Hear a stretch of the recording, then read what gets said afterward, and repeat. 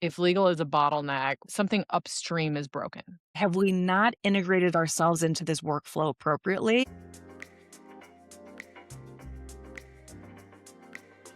Welcome back to CZ and Friends, where we talk with legal leaders, operators, and technologists shaping how modern companies work. I'm your host, Cecilia Ziniti. Today, my guest is Rachel Harris. Rachel is the General Counsel and AI Governance and Privacy Officer at Suzy, a high-growth AI company in the market research space. She started her career in multidistrict pharma litigations, then was appointed by a federal judge to a national steering committee, and then she pivoted into privacy and governance, building those functions from the ground up at companies that didn't have those functions. Let's get into it. I'm so excited to talk with Rachel. We know each other through the GC community, and I've admired her online since. So excited to dive in. Rachel, I'm glad you're here. Thank you. Thank you. I'm so excited. All right, let's go. So I want to start with so literally the term MDL. I'm not sure, non-lawyers know it, but it's an example of like really gnarly litigation. So first of all, what is a pharmaceutical MDL? And how did you get your start there? Yeah. And it's so funny. Anyone that knew me in law school, I'm one of those people that whatever I say into the universe, some people can really manifest things. I tend to manifest the opposite. So in law school, I swore up and down that I would never end up in private practice. And then lo and behold, my first gig right out of law school, I was litigating pharma MDLs, right? So how I got there was I had a really great evidence professor who had sat on the other side of the table from some of the lawyers at the firm I joined. And he said, hey, if you want to go all in and get trial experience, you couldn't learn from anybody better. So I ended up at the firm, ended up in their pharma MDL practice, which is a gnarly sense of litigation. You have class actions, you have multi-district litigations. And I always like to say in a class action, you have a bunch of plaintiffs eating out of one pie. In MDLs, you have 100 different plaintiffs with 100 different pies. They're all baked in the same kitchen, but there's 100 different pies. So yeah, got my start there, learned a heck of a lot, got a lot of really good experience. And I look back on it now, considering from there to here and think, well, it's been a little bit of a roller coaster ride in my career. So you were plaintiff side. Plaintiff side. I'll say most of our guests, and there is a little bit, so I was in Big Law, I was at Morrison and Foerster. There is a little bit of defense side snobbery. Also, you're from St. Louis, so my other good friend from St. Louis, Mark Boyko, he's plaintiff side ERISA litigator, has literally been Yes. before, the Supreme Court on these issues. And I think that like plaintiff side is kind of a hack to get a lot of experience. So tell me about being plaintiff side that and then now that you're on the company side, how that. It's so funny that you say Mark because Mark and I worked at that first firm together. He was in ERISA and I was in pharma. Amazing. Yeah, no, literally, when I think about, like, the most successful lawyer from my past, like, we went to high school together, and he said he had to stop going to CLEs because on ERISA, because they were all his cases, and he learned nothing, which is, like, fascinating. So, yeah, so tell me more about the plaintiff side the plaintiff side journey, and should law students or, what can a GC today learn from, or what do you take into being a GC from having been plaintiff side? Yeah, when I think back, I had someone recently ask me, because a little bit of defense side snobbery. There's also a little bit, let's be honest, in tech. There's a little bit of tech in house, kind of where our own little vibe. And once you're in, you're in. But sometimes it's hard to break into it. And I think back to what, if anything, could have prepared me for life in a very high growth startup. And it wasn't working at a big law defense side firm. It was hands down working at the plaintiff's firm. There are so many analogies between the vibe and the speed at which you have to work and make decisions in the ambiguity and take big, bold bets in, nights where you're sleeping under your desk to get something across the finish line. There's such an analogy between plaintiff side, especially complex litigation work, and tech startup life. So it's always fascinating to me on that. But thinking of Mark Boyko, I'll never forget when I was interviewing with this firm, they had three main practice areas. One was ERISA, one was FILA, so essentially railroad litigation, railroad injury, and pharma. And the partner for the former two was talking about, we do a lot of trials, great depositions. We travel to Oklahoma, da da da. And then the other partner was this phenomenal female lawyer. She was a partner at the firm. And she looked at me, she goes, Rachel, In Pharma, we travel to Amsterdam and we try cases in Europe. And I always remember thinking, yeah, I want that one. Between Oklahoma and Amsterdam, I'm picking Amsterdam. Yeah, no, it's funny. I read that because of Ozempic is like a third of the GDP of the Netherlands or some like crazy thing because of Novo Nordisk. But yeah, that's Yeah. awesome. So what's the craziest case you ever worked on? Give us a story. Or I the have craziest thing, like, deposition where, guns were pulled or something. Like, you must have a crazy story.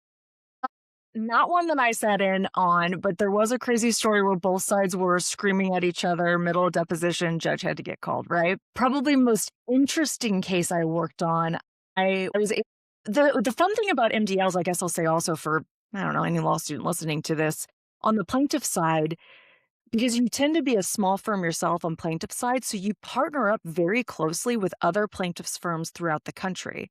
So as a fresh out of law school girl from St. Louis, I got to travel to New York City all the time and essentially be shipped out to be of service to another plaintiff's firm that we were working with on an MDL. So I got to work with a female partner at a firm in New York who had a nursing background. We were working on a very complicated testosterone medication case. Her background as a nurse got us through a deposition of like a high-ranking former FDA official, and she was able to sludge through 3,000 MedWatch reports, right, where consumers submit to the FDA they may have had an adverse reaction to a medication. And I'll just never forget sitting in New York, and it was just an entire week of us sludging through MedWatch reports, trying to find essentially a needle in a haystack. And because of her background, we were able to do it. It just was not sexy, but also at the same time incredibly exciting when you finally get to that point where you find it. Love that.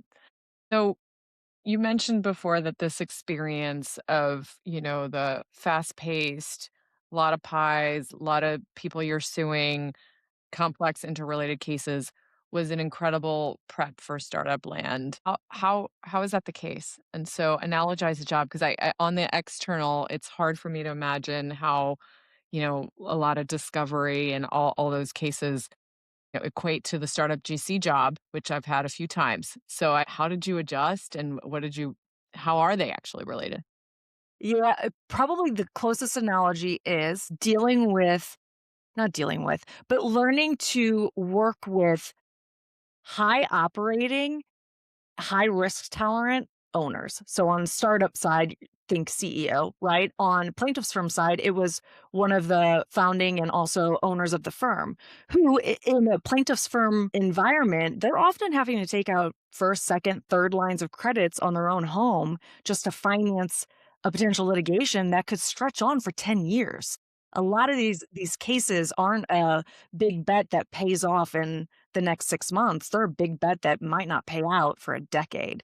And so you get that similar mindset, especially in VC-backed startup life, right? Where you have to make really, really big, bold bets, and you have to get really, really comfortable with a higher risk tolerance that than you might have as an individual person, and understanding that you might not even see the return on that for the next 5, 10, whatever years it might be, or it's a big bet you make and you've got to be ready to pivot hard left on a moment's notice in order to see 5 steps ahead and figure out this is actually where my ROI is going to be. Right? We all felt that when ChatGPT hit the market. There are a lot of companies that were operating in traditional SaaS space. ChatGPT hit, and we all had to pivot hard, pivot fast to go in the new direction to really stay not just relevant but successful in the new age. It's interesting you should say that. I had a guest a few episodes ago, Michael Jacobs, the former chair of Morrison and Forster, and I made the observation that when I became a general counsel, the idea of litigating or certainly becoming a plaintiff, deciding to bring suit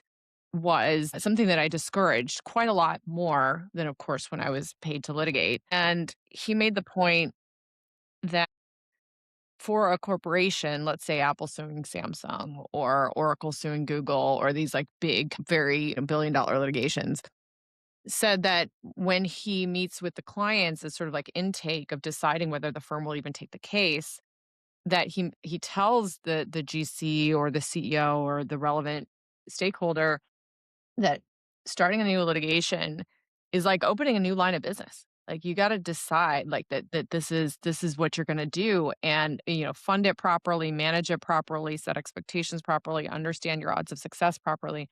But what you're saying is actually even the next level of that, which is as the, let's say, chair of a plaintiff's firm, deciding whether to take on an MDL or to take on a particular case, you're deciding whether to actually found a company is sounds like what you're saying. Yep. Yep. Because litigation financing, especially back when I was practicing it, there were no options. There's a bit more options on the market today for some of these plaintiffs' firms, but back then, it was really my first exposure to founder mentality and how a business owner runs a business. That the partners at this firm were phenomenal lawyers. Don't get me wrong, but they were equally great owners of a business, a small business in a lot of respects, and they understood the gambles to make and what it actually meant for the employees at that firm as well as themselves in their personal life. And so that I think gave me the best translation into how to work with and communicate with my colleagues once I entered the startup space. And don't get me wrong, I loved my time in big law on the defense side too, but when you work in big law, it's a different mentality and pace of life in some respects. You're the billable. You're almost like the seller when you're at a big law firm. So you're like, I'm the one keeping the lights on.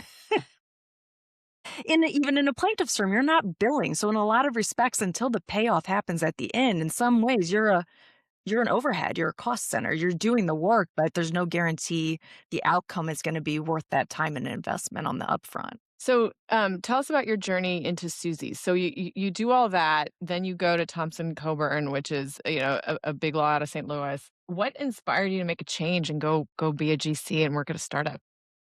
There's a little bit of an evolution. So it started at the first plaintiff's firm. I loved being there, but it was almost odd because I came out of law school and I became immediately niche, right? MDLs are already niche. Pharma MDLs in particular is even more niche. And there's a lot of people who work their entire careers and they want to become that specialist and go into that niche. And, all of us do. I do too. But coming right out of law school into it, I wanted broader exposure for my long-term career. And so I actually made at the time, a sort of a weird transition to a small firm because I wanted non-litigation exposure. I wanted just general corporate work exposure. And so I got it there. And at the time, around 2018, what hit everybody's favorite? GDPR. It was the mad dash to help all of, the small, medium, and large businesses we represented to get all of their privacy notices up to speed, et cetera. And then at Thompson Coburn, it sort of cemented this lingering feeling I had that while I loved litigation, while in some respects it came naturally to me, and I particularly loved e-discovery. That was always my bread and butter. I loved it. I loved being in the trenches with the tech teams on it. All parts of e-discovery I loved, right? You had ALML starting to roll out on relativity and others. But in the back of my mind, I always thought litigation is a little bit too reactive for my own personal views and personality, I guess. I wanted to be part of the team that was helping the company before it ever got to that state, right? Something that was more proactive. And I was very, very fortunate. My predecessor at Suzy, Jen Healy, she's phenomenal. She took a big gamble on me because I was someone coming from not the particular background she was looking for. I was coming from a law firm. I didn't have background in in-house space, in the tech space. I was in Missouri, and she took a gamble, and it was phenomenal because then I was able to join Suzy. I was able to build the privacy program from the ground up. I still had mentors from my old firm who had let me start to move into the privacy and data protection practice area, even though my anchor was in commercial litigation. And so I was able to tap them for additional resources, able to tap into the tech GC community for additional resources. And yeah, the rest, as they say, is history. Put us in your head, your first week, month on the job. What did you do to set yourself up for success? And knowing what you know now, what would you tell someone in your shoes going from a, kind of different background to in-house? Yeah, I first week and first month, let's be honest, first year, probably what all of us feel, imposter syndrome, terrified and excited all at the same time. I think what I got lucky with in some respects is my predecessor, Jen, who welcomed me and also just completely empowered me. She was like, you're the privacy counsel. You own privacy. Your clients at Suzy are the product and engineering teams and also our head of security. Go become best friends with them. And that's what I did. I spent the first 30 days just talking, doing a lot of talking. Our head of security, Andrew Croft was his name. He was phenomenal. He taught me a lot because there's knowing privacy and cybersecurity in private practice when you're the outside counsel advising it. And it's very different when you're in-house. And what does it actually look and feel like practically on a day-to-day basis to navigate those nuances? You spend a lot of time, you have to get to know the company's tech stack, right? If you're cloud-based SaaS, are we Azure, are we AWS? A lot of those nuances, you have to give yourself time and permission to learn. And then I think if I was telling somebody who was making a similar pivot, there's no great. The best playbook is don't doubt yourself and make friends. Learn Don't from doubt your yourself colleagues. and make friends. I love it. So let's talk about make friends. I think you're talking a little bit about influence. You said in the past that if legal is a bottleneck, right? So the Department of No, NO, there is sometimes a perception that that's the case. But you use a term that is a systems thinking term called something upstream is broken. So pull the thread, go upstream. What does that mean? And then give us a very real example, if you can, of that in practice. Yeah, I think it starts with acknowledging that legal. I also oversee security and privacy, so I'll talk a little bit about that in the same analogy. But we're never our own flows in house. We are never our own work stream end to end by ourselves. We are always at some point directly or tangentially in the workflow or stream of one of our other partners in the company, whether it be sales, whether it be procurement, we're fitting into that. And so a lot of times when you start to hear feedback of legal, I'm feeling you're a bottleneck here.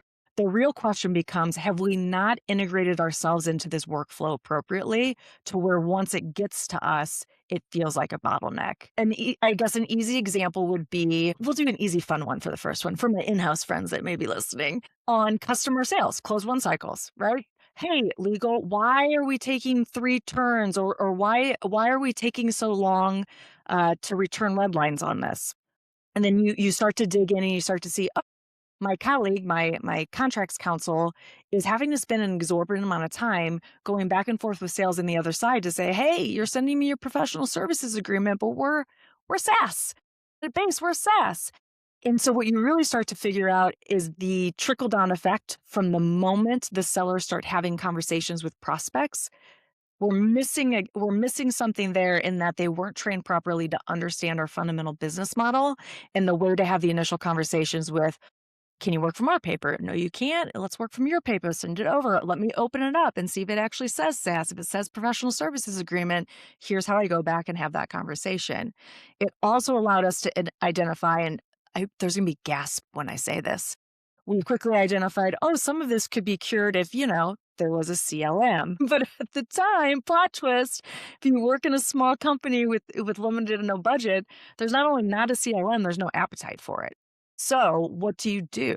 And for us, it was starting to identify, how do our sellers flow through the process? We use Salesforce end to end, beginning of identifying an opportunity all the way to closed. And we figured out we can't buy a CLM, but gosh darn it, we can build one into Salesforce ourselves. And so we did sort of a hacky workaround, but by enabling us to do that, there's now a central source of truth for our sellers to always go to and reference, and for us to leave notes if there's a particular nuance for that particular customer relationship. Hey, we know they prefer to work from their template, they don't, et cetera, et cetera. And it's slow. It is almost completely removed the notions of bottleneck or why are we taking 3 turns? We've got it down to 2 turns max. Love that. So many good threads to pull there. Basically, what you're saying around in-house is part of the process. Like you literally, with this Salesforce example, so you diagnose the problem and then you went to where the clients are. Did you consider any alternatives? And when you're making that judgment, I mean, I happen to agree with it. I think in-house is a fundamentally different practice than anything else, and you have to be where the clients are. Do you see, like, are there worlds where legal is parallel? And is there any reason you might do that? Obviously, the CLM thing, CLM is a real business, but sounds like you solved the problem without it. I mean, give us a little bit more on that contrast. I agree with you so hard I can barely ask the steel man or whatever straw man argument, Yeah. but what is the straw man, or what is the other side of this of like, oh, keeping legal independent? I did have someone, a podcast guest, say he thought, okay, legal lawyers were not business people. His spicy take was that we needed to lean into more being lawyers. Interesting. Tell us about that. Tell us about either that contrast or what would legal look like otherwise. Like, see, what you're saying is so obvious. Like, what was the alternative? Right, right. And I love that you're saying the same thing. Meet your clients where they are. And I can't even take credit for like identifying that myself. My predecessor beat that over my head. She was anytime I came to her and was like, "Hey, I want to improve this process." Great, you got to meet the sellers where they are. They live in Salesforce. Go meet them there. Don't pull them out and make them come over, let's say, into Jira to open a ticket. No, that's going to delay things. Meet them where they are. It's interesting. I can't think of a scenario in which I would operate and not in a silo. I know that's not what you're saying, but where I'm not operating and going out of my way to meet my cross-functional partners where they are versus the opposite. But I'm going to put a big caveat on that. In that I work for a small, high growth startup, right? We have 100 employees. I think it looks very, very different once you cross the threshold and you start having 500, 1,000, et cetera, number of employees. And yes, I concur with your other guests. At that point, legal starts to operate more as an independent function within the broader community and less ingrained every single day where other folks are. I look forward to the day when I get a CLM budget. I can't wait. I'm going to do a happy dance. It's going to be the best day of my life. That's amazing. That's usually not I guess budget and happiness usually are heard in the same sentence, but CLM and happiest day of my life usually not. All right, so you're a startup GC. How have you, obviously meeting them where they are is one strategy. How else have you been effective or worked to be effective at your job? I've been so excited from last night till today because I want to get into like a juicy topic with you and I want to see what you think. But I guess I Yeah. should just say I feel I'm even having imposter syndrome right now because you're way cooler of a guest to have on this very own podcast to pick your brain based on your experience. But anyways, I was thinking yesterday a lot about what does the future of an in-house high growth GC look like? It's changing crazy fast as is. And I have so many friends on LinkedIn and my algorithm. We're all doing really cool things and building here and there, whether it's leveraging Claude Code, whatever the case may be, for tools and skills and artifacts to improve our day-to-day operations. And I almost had an aha moment last night as the future of a product counsel. And I might like belabor this point, so make me shut up if I do. But traditionally as product counsel, you're working with your product and engineering teams and they're thinking of, hey, I want to go to market with this new product launch. Are there any legal nuances I should be aware of? They go consult the lawyer. The lawyer's like, yeah, GDPR, this or that, da da da da da. And then the product manager has to almost repackage that into product specs that they can get delivered to the engineers. You have to turn that into something they can actually build into the code. And last night I had a moment where I went, you know what? Let's bypass this as much as we can. And so I actually just built out an MD file of, hey, I think, let me think about how much specifics I can get into. There was a feature on our platform that used to be missing. And if we could bake it in, it would unlock potential new use cases on our platform.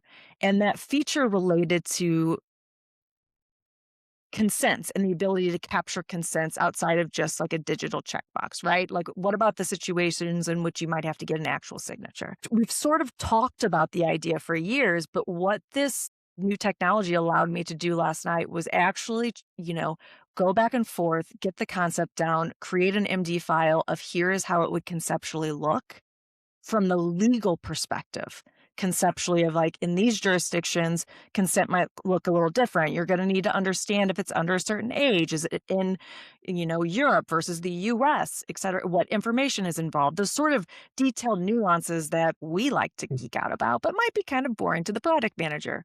I was then able to take that MD file and go directly to our head of product and our head of engineer. And I was like, I don't know, this might be horse poop, or maybe it's helpful. I don't know. And they were able to immediately download the MD file, plop it into their agents, and say, start building me a prototype. And that's where we are this morning. And I just, Wow. yeah, Robert, I don't know where your thoughts are on that, but it was almost it goes back to we will always be our knowledge and expertise will always be needed. I think the delivery of it is just what might change. Yeah, so this is exactly like you're spot on in terms of the future of legal. So product counsel, it really is product managers with a legal skill set, particularly in regulated areas. You're in AI. I was when I was on Alexa, a shining moment we've talked about on the pod before was getting invited out to the product management offsite as one of the product managers, and that was fantastic. But what you're saying, we're seeing across the business and is really the promise of AI, which is you can not only advise on the thing, but now you can do the thing. So it's similar to designers, right? So designers you used to do your mocks and then, you send the mocks over the wall to engineering and they would do them. Now there's this sort of like, standoff between product management, engineering, and design where it's like all of them think they can do the other's jobs or can do the other's jobs with AI. So what's left? And there's this concept of taste. But in this scenario, just to break it down for the audience a little bit, so what Rachel had was MD as a Markdown file. It's basically a set of text, really, just natural language that you can give to the AI, and that's what she did. So she had basically what she ideally would want from a regulatory standpoint in the product, gives it over to engineering, and basically is able to create this sort of consent form in the product using her natural language instruction. So that is exactly where the future is going. So at GCAI now, AI has obviously started where it's like, okay, answer questions for me, be my assistant. But then as you add functionality, as AI gets more powerful, Claude is adding the ability to actually do things. We're adding that as well in GCAI, where it's like, okay, don't just tell me what to type in my email, send the dang email. And so, like, what you're explaining is absolutely the future. This is also why, from an AI standpoint, I push legal teams so hard is like you are closer to these workflows that the business needs. You can actually get in there and do the thing in a way that, like, I've worked with outside counsel on disclaimers or things like that, where, literally we had a client. So one of our customers is operates basically point of sale machines where it's like where you put your credit card and there was a disclaimer associated with CCPA, with the California Consumer Privacy Act, that essentially would have been way longer than the screen. And the outside counsel sends it over and it's this long disclaimer. And our customer was working with the actual engineering to be like, no, no, it's like tap to consent. And it was like maybe 5 words that you could actually fit.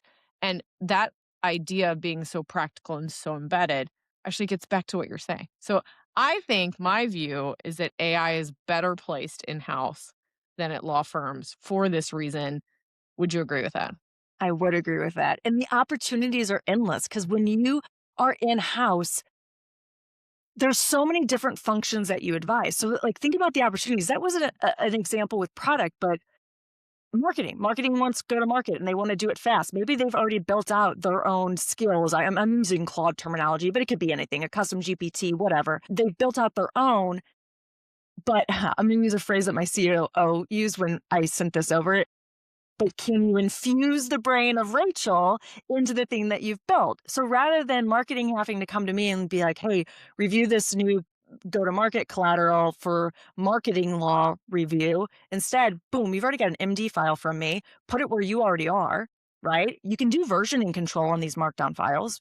Once you get an update, you just send them a fresh one. Now it's marked version 2. They upload that one. It overrides the previous one, etc. But isn't that just so much more efficient? I love it. I don't want another Jira ticket and another queue I have to monitor. Like, if I can just take a piece of my brain, hand it to you, and we update it as things evolve, great. It makes all of our lives easier. I love that. Wow. I mean, it's literally like it's so fun to hear you explain the future. as literally I see it and our customers see it, where, the nexus of the legal need, like as you said at the top of the call, you're not trying to sell an hour of legal work. You're gearing towards an outcome, which is the growth of the company and the success, at the right level of risk of the company. And so Exactly. you're happy when that happens. I love it.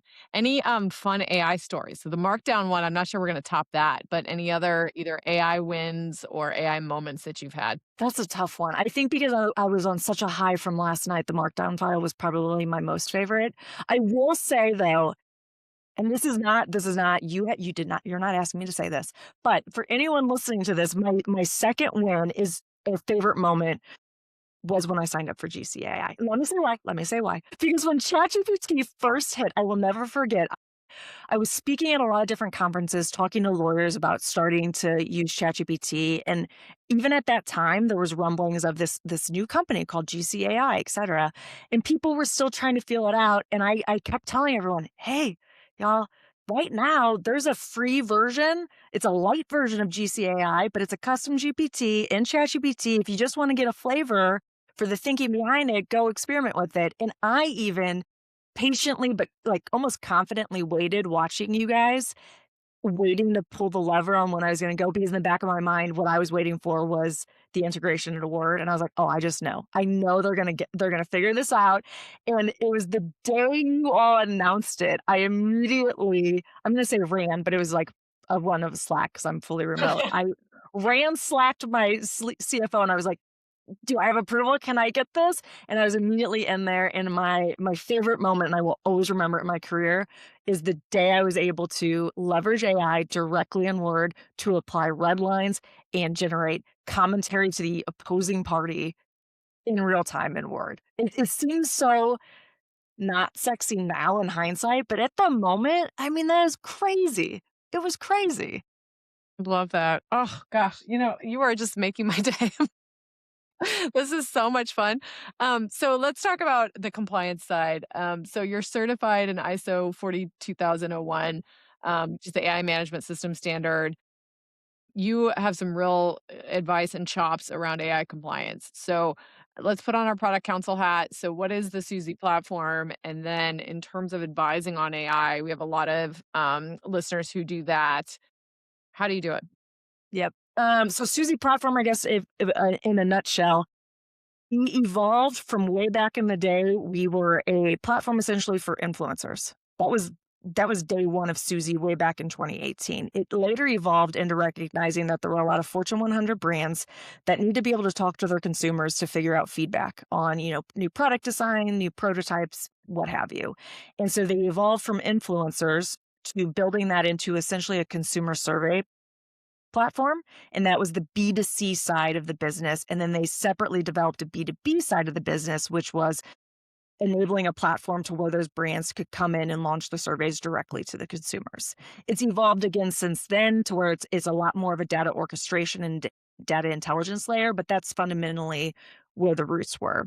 So 2 things. One, I always consider myself lucky that my first gig was at Suzy because I got exposure to not just B2B, but also B2C.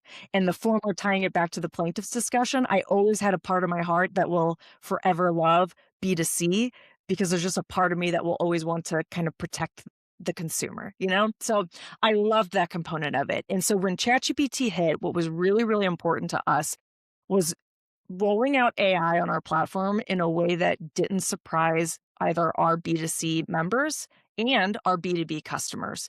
Because at the time in tech, we were and are a lot more AI tolerant than what big corporations might be. Because we're small, because we're nimble, we have a much different risk profile. We can move faster than other companies, but we got to be cognizant of that. Our massive customers might not be ready for that. So how do we go through and have those conversations? And a lot of it is just almost thinking about what would you want if you were a user of the platform? Do you want to at least know generally when you're clicking on something that it might involve AI? Okay, cool. Product team, design team. Let's put a little visual that a normal person can recognize as associated with AI. Let's add a little language at the bottom of, hey, this is AI generated. Make sure you review it, right? It doesn't have to be legalese, but just think about what you as a user would want. And I think that's always the best place to start. And then the second place to start is get in the room with your engineers and start having the very, very technical conversations. When we say AI, what do we mean? Baseline, are we developing the massive LLM? Chances are no. So if no, how are we stacking on top of it? Are we wrapping around it? Are we improving it by virtue of fancy word retrieval augmented generation to add context? Are we just doing prompt engineering? If all of these words sound like foreign language, pull up ChatGPT and ask ChatGPT what it means. ChatGPT is really good at explaining those things. And I think all of that is more important than the actual sitting down and checking the box that you've met ISO 42001, section A145. You need the base before anything else. Otherwise, it's all just theater. I love that you said that about theater. So you said that sometimes there's a risk of compliance theater, things that look like compliance but don't move the needle or don't build the trust. It's tough. I think there is, particularly in privacy, a whole industry sprang up. There was an economic analysis of GDPR that found that the biggest winner was compliance companies, something to that effect. What is that concept and how do you avoid it? I think it plays out the most, at least what I've seen, it plays out the most in security and privacy, wherever those functions might sit. Sometimes they sit in the legal larger department, sometimes they might not. And these are all incredibly intelligent and well-intentioned individuals who are doing their best to navigate the ever-growing, not sludge, but the ever-growing volume of things that regulators are saying should happen. And we generally all agree and are aligned that those are really great intentions and things that, yes, are great for protecting privacy, for security, all of the things. But translating that into how does it actually look and feel every single day across industry verticals, across company sizes, across jurisdictions, that's what makes our jobs fun. But that's the rub, right? Translating it into the day-to-day. And so I guess one example I could give, I also sit on the procurement side of Suzy. So I'm the legal review and the DPA review on all the procurement tickets that are going through, potential vendors we want to vet. And part of that is our security team tends to send out security review questionnaires. Anyone who's in-house has probably been on the receiving end of those. When you sit in procurement, you're also on the sending side of it.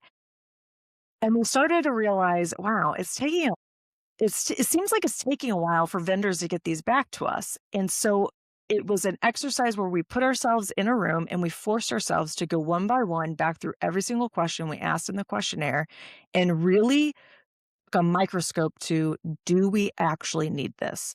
What is the purpose of this one individual question? What is it asking for? Can we ask it in another way? Or even better, can we make it a dynamic questionnaire? To where if you answer one thing this way, the rest falls away. If you don't do those exercises, you will end up in compliance theater, to where you are just putting words in a questionnaire for the sake of having the words in the questionnaire. But I think what is most important and what the regulators really intend is, what is it capturing and why? And can you ask it in another way to where it's clearer for the end user, so that it's easier for the end recipient to answer, and so that both sides of the table have a better understanding of what's actually happening with the data involved. Yeah, it's interesting you say that. I had a privacy governance risk and compliance manager at one of my jobs who had come from Accenture, one of the big consulting firms doing that. And it was interesting because at the time, the job I was in, we were debating whether to get SOC 2 certification or something to that effect. And I said, that I didn't quite get it. Like, why do we have to get the certification? And he made a point similar to what you said, which is actually that if that standards actually serve a commercial function, which is if the question is, you know, we're all going to wonder how secure you are, and we're going to send 1,000 different questions, then, let's just have a standard where if you meet it, someone, in the case of SOC 2, the auditor, someone has determined that you have met these particular standards, that should be enough. But I actually think it maybe has over rotated where now SOC 2, we have SOC 2, but yet we still get all those questionnaires. So are you saying you streamline the actual ones that you sent then down from 1,000, or you push back when you have your customers asking you for them, or both? What's the practical takeaway? Yep, both. And I am so glad you said that. I 100% agree. I almost feel like, and maybe it's not contrarian view, but I almost feel like at this point, some of it has become diluted, I guess is what I would say. The pendulum has swung the opposite direction. Um, and I do agree that there can be a commercial purpose served by the likes of SOC and the ISOs, right? You got security, privacy, AI governance, the different ISOs, but I think it also can become theater if you don't actually map that commercial impact. Meaning, I know when I first joined Suzy, there was some rumblings amongst others of like, oh, we should get this cert and this cert and this cert. And I would always go, why? Has a customer contractually required that? Or informally, there's just a lot of interest in us having that? Because if not, we're just jumping through the hoops for the sake of jumping through the hoops. And so you have to be very strategic in where you're investing those dollars because those audits are not cheap. Each one is expensive to procure because you have to engage the independent third-party auditor, but it's also a headcount strain for your team that has to sit in the, SOC can go on for 45 days. You have ISOs that if they overlap, you could be sitting in audits for 6 months. And so you really have to do that one-to-one ROI. But then also to your point, we keep a very detailed record on, even with 4 different audits, how many 500 plus questionnaires are we still receiving? And I think it would surprise most people how many we still receive. And it tends to be from the same verticals you would expect, the highly regulated financial verticals, financial services, healthcare, insurance. And I always try to place myself in their shoes and go, okay, there's a person on the other side who's a well-intentioned, meaning GRC person who is doing their best to do their job today. And for better or for worse, they might be sitting in a massive company that either has to or has become accustomed to checking the box. And so they have 500 questions in their questionnaire because they need to check the box to say that they've done that. Okay, respect.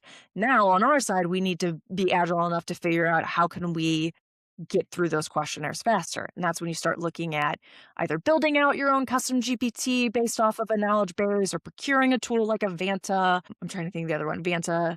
Drata. Yeah. Drata, thank you. Wistic's another one. And leveraging those knowledge bases to help your teams get through them faster, because when you start talking security questionnaires, that's not security in a silo. That has direct impact on your sellers, your CSMs, you're trying to get through renewals, the overall closed won cycle. You're all in those trenches together. I love that. Let's see. You were told you should have been a product manager in another life. I hear it. I hear the commercial forward, but with the legal skill set. I hear the thinking about the future of the industry. What have you thought about making leap officially? My CFO tells me this almost daily. It's funny. I can see it. I could totally see it. But I also think the modern age GC is that. It's one of the hats we wear. We are a product manager, whether we know it or not. We're product manager, project manager, all of the things. And as we talked about with the Markdown files, we're also starting to tread into the territory of being able to directly hand to our engineers things that they can add into the GitHub repository, right? Depending on what accesses you have, how comfortable you are. But people are going to get to that point where the handoff is more one-to-one and direct. And so I wouldn't have it any other way. There's parts of the legal profession that, oh yeah, I mean, if I never do that again in another day, I'd be fine. But there's other parts that I wouldn't give up for anything. And one of the parts, you probably feel this too, is just the legal profession. While we can be confrontational and it can be contentious at times, especially those of us who've come from litigation, at the end of the day, our colleagues in the profession will go out of their way to help you. If you have a question for a career path, or Tech GC is a great example. You have a question and you're like, I don't know how to navigate this. I'm a solo GC or whatever. Can you help me? You'll get 15 to 30 people responding to your post, giving you helpful tips and feedback or resources to leverage. So I wouldn't change that for the world. I wouldn't change navigating the fun legal complexities for the world. And I sure as heck wouldn't change getting to be a GC right now in the age of AI and how fun and crazy things are. That. Yeah, see, it's rare to have someone as excited about being a GC and AI and the future. It's so lovely to hear that. So let's move to the lightning round. We've had an amazing time together. What is a book or concept that has shaped how you think? Not legal. I read the book Simple Path to Wealth, and that's shaped sort of how I view my own personal finances. I love that. Yeah. And what is two-line advice that you would give your younger self? Two-line advice I'd give my younger self. It's tough. Be kind and make friends. Be Go kind, back to make that one. friends. Always universal. I love that. Awesome. Thank you so much for joining us. Anything else you'd like to leave listeners with? No, I guess I would leave it with experiment, have fun. I was always jealous of lawyers that got to navigate, the advent of the internet and all of the fun that came with that. And if you're a new lawyer starting out, or if you've been practicing for 30 plus years, we have this awesome opportunity to navigate essentially kind of the same. And we get to navigate the murky, messy, but also fun and exciting world of AI. I love that. Wow. Thank you so much for being here, Rachel. Thank you. That was my conversation with Rachel Harris, the General Counsel and AI Governance and Privacy Officer at Suzy. If today's conversation got you thinking about how to be a great lawyer for business and tech teams, that's exactly what we're building at GCAI. Learn more at gc.ai. Follow Suzy and Friends wherever you get your podcasts. Thanks for listening, and we'll see you next time. Have a great day.